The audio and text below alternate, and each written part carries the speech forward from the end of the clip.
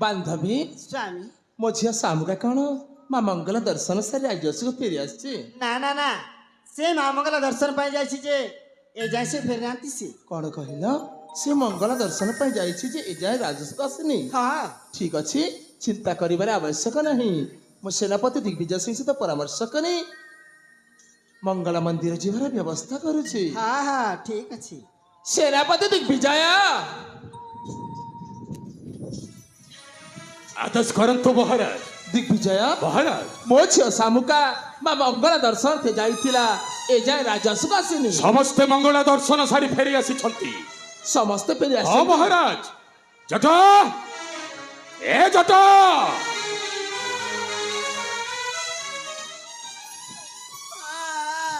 अबे कौन है छी अबे काई पाई कांदु छु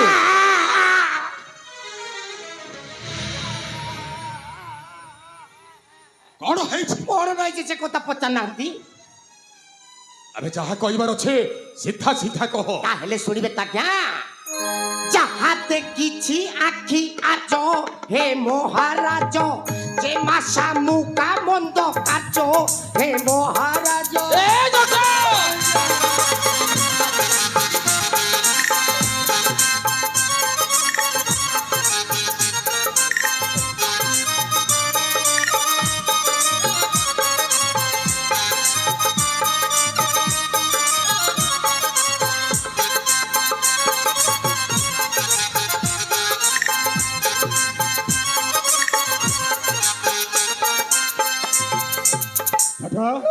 अरे जेमा देई तो जाइथिले मंगला मंदिर मां मंगला को दर्शन करबा पाई हेले मंदिर जाई एमेथि की खराब काम करिछन কি খরাপ কাম করছন্তি মঙ্গলা মন্দিরে যাই আম যে মা মহাদেই अबे कौन करते से कथा कह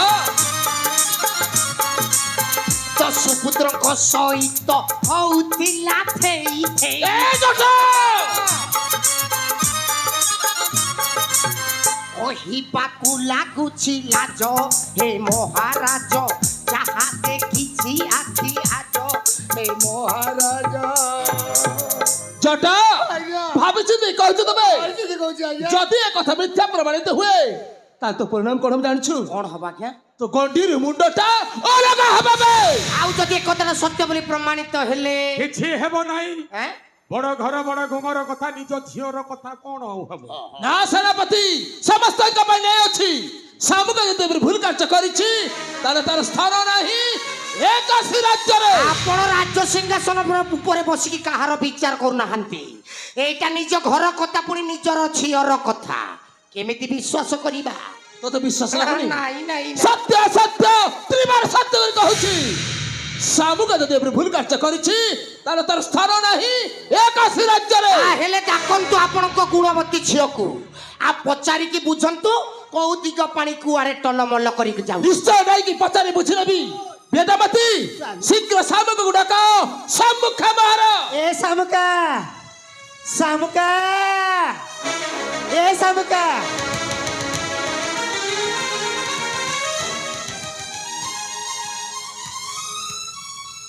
মা কোন হইছে মা ঘরে এমিতি পাতিলু কাইকি କଣ ହେଇଛି ଆରେ ପଚାରିକି ଦେଖ ତ ବାବା କଣ ହେଇଛି বাপা কোন হইছে বাপা सामुका ए चटा जा कहूछि ता कोन सत्य বাপা এই জটা মশা এমিতি কোন কইলি যে আপনি কি মো উপরে কথাবার্তা করছন্তি जटा कहूछि तू मंगल मंदिर जाई कौ 10 पुत्र सहित संपर्क रखिछु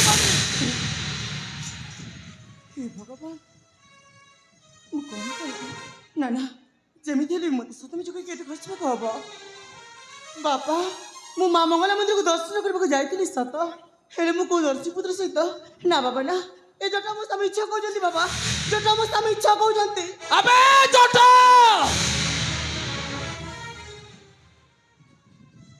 मलु रे हैं मलु କାହିଁକି कौन कहिलु जेमा देई मंगला मंदिर जाई ओ पुओ सहित हरे कृष्ण हरे राम मिछ କେମିତି ମିଛ ହେଇଯିବ जेमा देई कहउछन्ते ए कथाटा मिछ ଯେତେ ମତେ କହିଲେ ମିଛ ବୋଲି କି हां ମୁଁ आ मिछ बोली प्रमाणित ले तो शास्ति कोन थिला ଗଣ୍ଡିରୁ ମୁଣ୍ଡ ଗଲା। ଗଲା ବେ। ଇଏ ସେନାପତି ବାବୁ ଖଣ୍ଡା ଧରିକି ଗୁଣ୍ଡା ହୁଅ ନା ଆବଶ୍ୟକ ପଡ଼ିଲେ ଆଉ ଥରେ ନଣ୍ଡା ହେଇଯିବ ନଣ୍ଡା। ଆରେ ଯାଅ ମୋ ତମ ଭଳି କେତେ ବଡ଼ ବଡ଼ ଗୁଣ୍ଡାକୁ ମୁଁ ଥଣ୍ଡା କରିଦେଇଛି। ଆଉ ତୁମେ କି ଗୁଣ୍ଡା ତାମାନେ ରାଜସଭା କହିଲେ ଏକଥା ସମ୍ପୂର୍ଣ୍ଣ ମିଛ ବୋଲି। ହଁ କିନ୍ତୁ ଆପଣଙ୍କ ଝିଅକୁ କୁହନ୍ତୁ ଆଜ୍ଞା, ଆପଣଙ୍କ ମୁଣ୍ଡରେ ସେ ହାତ ରଖି କହିବେ ଏ କଥାଟା ମିଛ ବୋଲି। ତାପରେ ସିନା ଯାଇକିରି ମୋର ମୁଣ୍ଡ କି ଗଣ୍ଡି କାଟିବେ। ଆମ ଜୀବନ କ'ଣ ହାଲିଆ ପଡ଼ିଛି?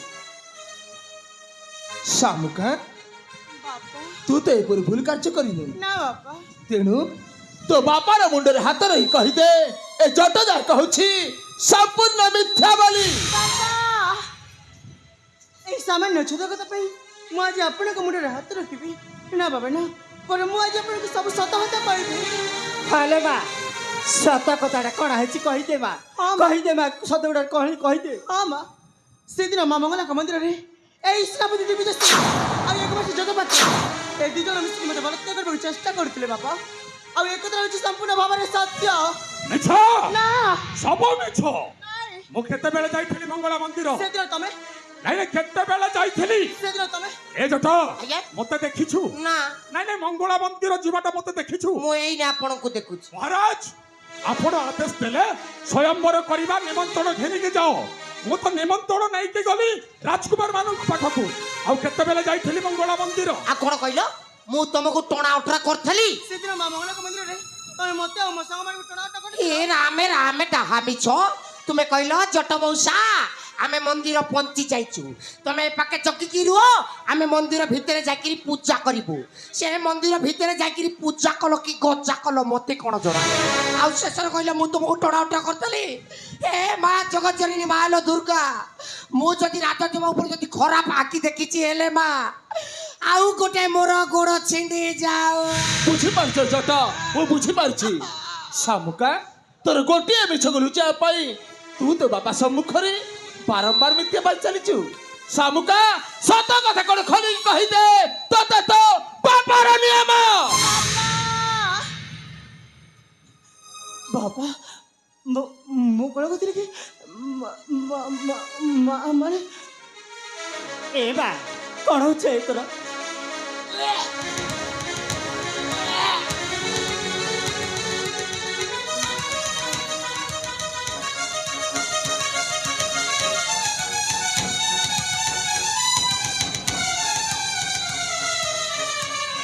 ଏ ଜଟ ଜଟ ଆଜ୍ଞା ଏ ଜେମା ଦେଈଙ୍କର କ'ଣ ହେଲା ରେ? ମୁଣ୍ଡ ବୁଲେଇକିରି ବାନ୍ତି ହଉଛି। ବୁଲେଇବ ଆଁ?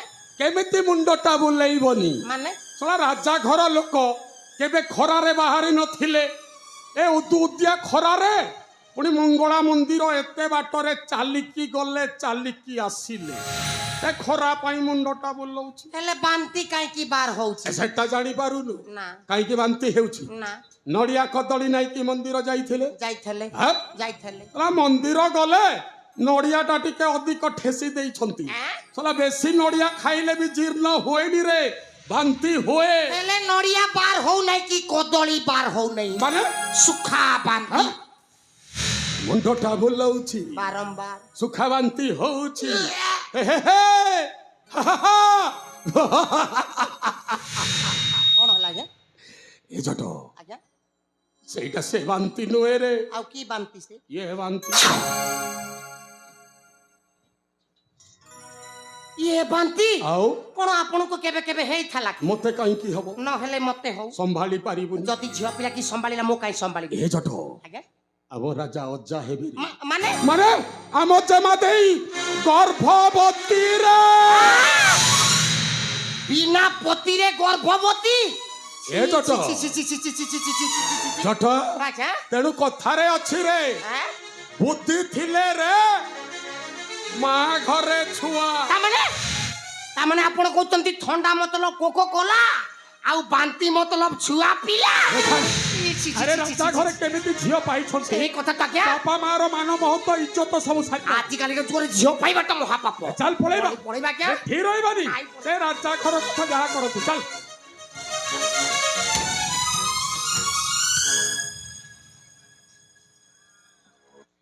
ଶାମୁକା ମୁଁ କ'ଣ ଶୁଣୁଛି ଶାମୁକା? ଆରେ ତୋ ମା ତୋତେ 10 ମାସ 10 ଦିନ ଗର୍ଭରେ ଧରି ଜନ୍ମ କଲା। ଆଉ ମୁଁ ତୋର ସବୁ ଚିତ ପୂରଣ କରୁଥିଲି ବୋଲି ଶେଷରେ ମୋ ମୁହଁରେ କାଲିମା ବୋଲି ଦେଲୁ। ଭଲ କରିଛୁ ତୁ ନା, ବହୁତ ଭଲ କରିଛୁ। ବାପା ମୁଁ ମାନୁଛି ବାପା, ମୁଁ ବହୁତ ବଡ଼ ଭୁଲ କରିଛି। ସେଦିନ ମା ମଙ୍ଗଳା ମନ୍ଦିରକୁ ଦର୍ଶନ କରିବାକୁ ଯାଏ ମୁଁ ଗୋଟେ ଦର୍ଶୀ ପୁଅକୁ ଭଲ ପାଇ। ହେଲେ ବାପା ଆପଣ ତ ମୋ ବାହାଘର କରିଥାନ୍ତେ ନା। ମୁଁ ଯାହାକୁ ଭଲ ପାଉଛି ତା ସହିତ ବାହାଘର କରିଦେଲେ ଅସୁବିଧାଟା କୋଉଠି? ଅସୁବିଧା ଅଛି ଶାମୁକା, ଅସୁବିଧା ଅଛି। ତତେ କୋଉ ନା କୋଉ ରାଜ୍ୟର ଯୁବରାଜ ସହିତ ବିବାହ କରିଦେଇଥାନ୍ତି, ହେଲେ ଏ ଜଙ୍ଗଲରେ ବସବାସ କରୁଥିବା ଗୋଟିଏ ନିଜ ଜାତି ଦସ୍ୟୁ ପୁତ୍ର ଚୋର ସହିତ ନୁହଁ। ବାପା ସତରେ ବାପା ମୋର ବହୁତ ବଡ଼ ଭୁଲ ହେଇଯାଇଛି, ଯୋଉ ଭୁଲର କ୍ଷମା ହିଁ ନାହିଁ। ତଥାପି ଏଇ ଭୁଲ ପାଇଁ ମୁଁ ଆପଣଙ୍କ ଆଗରେ ହାତ ଯୋଡ଼ିକି କ୍ଷମା ମାଗୁଛି ବାପା। ଦୟାକରି ଏଇ ଭୁଲ ପାଇଁ ଥରୁଟିଏ ମାତ୍ର ମତେ କ୍ଷମା କରିଦିଅନ୍ତୁ ଶାମୁକା, ବାପା। ତୁ ଯୋଉ ଭୁଲ କରିଛୁ ନା, ସେ ଭୁଲର କ୍ଷମା ହିଁ ନାହିଁ ଲୋ ବାପା ଏହି ଶାମୁକା। ତୋର ଏ କଲଙ୍କିନି ମୁହଁ ମୁଁ ଆଉ ଦେଖିବାକୁ ଚାହୁଁନି। ତୁ ଯେତେ ଶୀଘ୍ର ପାରୁଛୁ ନା ସେତେ ଶୀଘ୍ର ମୋ ଏ କାଶୀ ରାଜ୍ୟ ଛାଡ଼ି ଚାଲି ଯା।